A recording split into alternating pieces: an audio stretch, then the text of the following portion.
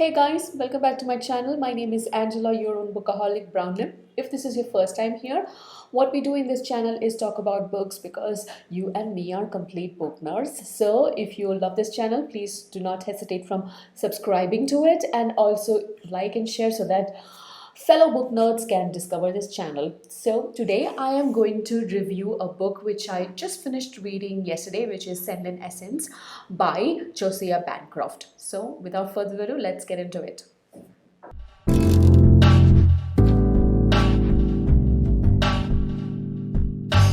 As mentioned in the intro, today I'm going to review a book which is Senlin Essence by Josiah Bancroft.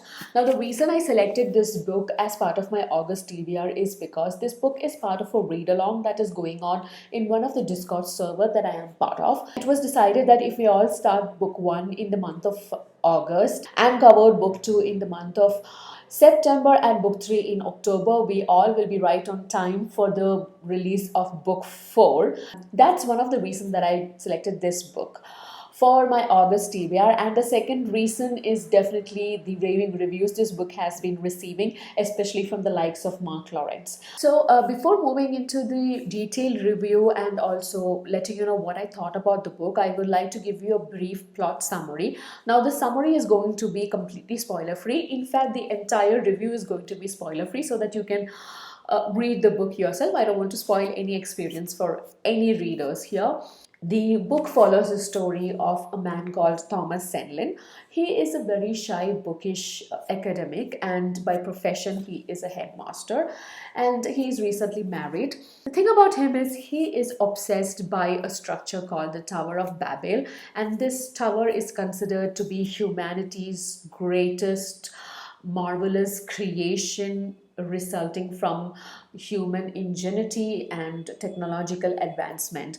Being a man of knowledge, man of science, he is especially intrigued by this structure, and he has been researching about this for his entire life maybe, and he is completely fascinated by it. And because of this, he decides that, what better place than this to take his new bride to for their honeymoon. So they set off in a train to this whatever place where this tower is situated in. They reach there, and before they could enter the tower, there is this huge marketplace, and the marketplace is extremely crowded. Now, before they can get a bearing of where they are, an unfortunate event happens, and he loses sight of his wife, and she is lost.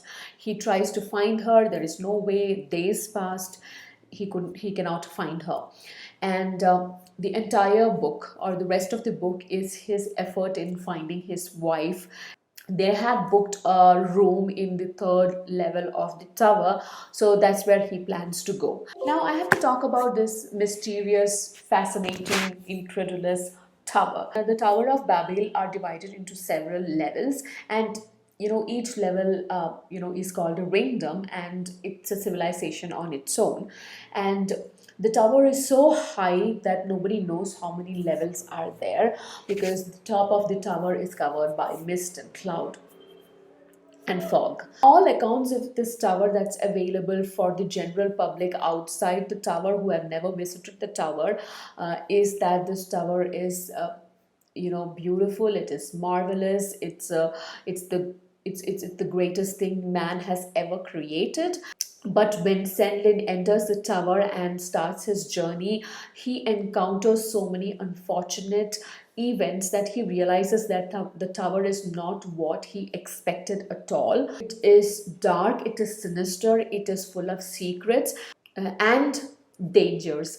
Now, the world of this book, the tower itself, is a literary equivalent of what the world would be without a democratic system, a fair judiciary, a world left to the whims and mercy of tyrants, a world where the rules and regulations and laws are made up by the ones in power for their benefit, and whenever there is resistance or non-compliance, it is ensured that it is put out by brute force. That's how dark, sinister, and brutal the world of the tower is. That's what Senlin realizes. Even though the tower represents everything that is, wrong, disorderly, and unjust with the world, Senlin doesn't give hope. He doesn't believe that all is bad. He clings on to this belief, and he is steadfast in that belief that there is still hope, there is still love, there is still chances of friendship blooming, where others tell him no, there is no friendship in this tower, each man to his own. He still believes that there is more to the tower than what we understand or what we see, and also he is determined to find his wife. Going into the characters, so the main character Senlin himself, he is so like me. You might laugh when I say that, some of the passages which describe Senlin describes me apparently. And one of them is this: Thomas Senlin was a reserved and naturally timid man who took confidence in schedules and regiments and written accounts. And this is exactly me. I go haywire when there is not a schedule or something goes unplanned, then it takes a little bit of time for me to cope. I might go berserk. Another passage I want to read out to you about his character, which resonated with me, is this: Senlin loved nothing more in the world than a warm hearth to his feet upon and a good book to pour his whole mind into. While an evening storm rattled the shutters and a glass of port wine warmed in his hand, Senlin would read into the wee hours of the night. And who among us book nerds do not love that, right? And another one, this is the last one, I promise. He was shocked to see such barbarism at the foot of the Tower of Babel, such desperation. He wanted to gather all the looters up, sit them in rows, face them forward, and remind them of their civility. Desperate times were never improved by surrendering of ideals. And this is so me, because I believe that, you can calm a raging bull by lecturing to it about peace. And that's how steadfast I am about my belief about these things. And I could totally relate it to Senlin at that point in time, and I was laughing out loud. Oh my god, he is so like me. Senlin's character arc develops so well throughout this book, and you will be so satisfied with the person he has become at the end of this book, even without losing any of his morals or the steadfast belief that he holds. And during his journey toward this tower, and he acquires many skills, experiences, and the person that he becomes at the end is so relatable, understandable, and you feel that the author has done such a great job in creating such a beautiful character arc. I loved Senlin's character arc in this book. Coming to the side characters, I think all of the side characters have a very beautiful backstory, which are revealed at different points during the story as the plot unravels. They are there for a purpose to drive the story, but at the same time, they are not just created out of thin air. They all come with their own burdens, their own pain, their own history, that it all fall in place organically. Nobody is there as a plot convenience, right? So they all have their own stories, and they all merge together with Senlin's story and then move forward.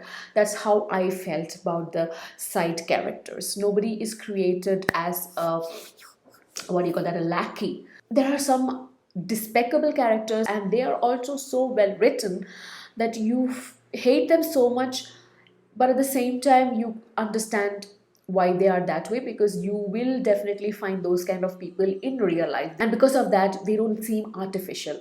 That's about the character work in this book. This book was so well paced that not even once did I feel that I am bored or it is dragging, that I need to put this book down, that and pick it up at a later time. No, any moment I picked up this book and read it without hesitation, without feeling bored. And kudos to Bancroft for that, because sometimes that's where I really get frustrated with some books, where the pacing is so wrong and the story is dragging unnecessarily. And I felt that with the book that I recently read, which was also part of a read along, but I'm scared to admit That because there is such a big fan following for that particular author that I am not going to ever talk about that book because I was bored to death because of that book. And if I don't like a book, I think I should keep quiet about it. I digress, sorry, but that's what I wanted to talk about, pacing. Coming to writing, now Bancroft's writing is top notch. Now he embraces mild poeticism wherever necessary, and that makes the prose so enduring. It was such an amazing experience reading the prose of this book. So, thumbs up to that. Also, the twists and turns in this book, oh my god, some of them I just did not see them coming, caught me totally unawares, and I was like, made me sit up on my bed because I read on my bed. I am a sucker for mystery, I am a sucker for big reveals. Who isn't, right? Man, I live for those moments in books, where there is this huge reveals, and there were a couple of them in these books which were fantastic, really good. This book, I think, falls in the category of a steampunk fantasy because I think that's how I would categorize it. And it was totally worth every minute of the time I spent reading this book. I will definitely put this book among the bunch that I am going to reread at some point in the future because that's how much I love this book. This is a total winner. Considering Bancroft is a first time writer, he has done an excellent job. Definitely top notch work of steampunk fantasy, and you guys have to read this. I will give this a very well deserved 5 stars. So that was my review, guys, of Senlin Essence, book 1 of the Tower of Babel series by Josiah Bancroft. I will see you soon in another video. Until then, this is Angela signing off. Bye bye.